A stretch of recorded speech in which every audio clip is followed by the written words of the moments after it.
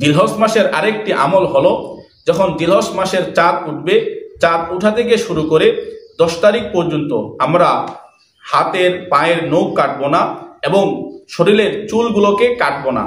যারা কুরবানি করব তারাও কাটবো না, যারা কুরবানি দিব তারাও কাটবো না।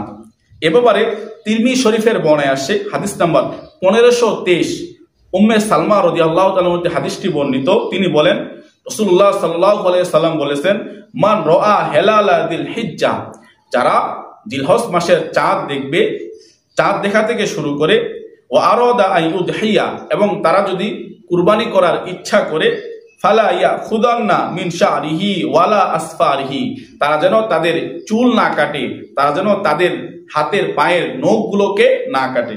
এবং এ ব্যাপারে মুসলিম শরীফের বর্ণনায় আসছে, হাদিস নাম্বার 1977, আল্লাহ নবী সাল্লাল্লাহু আলাইহি সাল্লাম বলেন, ইদা রাআইতুম হিলালা যিল হিজ্জা, তোমরা যখন জিলহজ মাসের চাঁদ দেখবা, ফাল ইউমসিক আন শারিহি ওয়া আসফারিহি, তোমরা তখন তোমাদের হাত পায়ের নখগুলোকে কাটবা না এবং শরীরের চুলগুলোকে কাটবা না।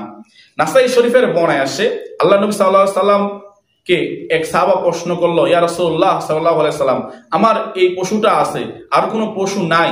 আল্লাহ নবী বলেন, তুমি এই পশুটাকে কুরবানি দিও না, তুমি তোমার হাত পায়ের নখ যেগুলো আছে, শরীরের চুল যেগুলো আছে, এগুলা তুমি এই 10 তারিখ পর্যন্ত কেটো না, একবার যখন 10 তারিখ হবে তখন তুমি কাটো। এগুলা কাটার দ্বারা কি হবে, ফাতিলকা তামামু উদহিয়াতিকা ইনদাল্লাহ, তোমার এই চুল কাটা এবং নখ কাটা, এটাই কুরবানির দিন তোমার কুরবানি হবে আল্লাহ তাআলার কাছে, এবং আল্লাহ তাআলা তোমাকে কুরবানি করার সওয়াব দান করবে। তাহলে যারা আমরা কুরবানি দিব তারাও কাটবো না, যারা আমাদের কুরবানি দেওয়ার শক্তি সামর্থ্য নাই, টাকা পয়সা নাই, তারাও কাটবো না। আল্লাহ তাআলা সকলকে এই সুন্নতের উপর আমল করার জন্য তৌফিক দান করুন।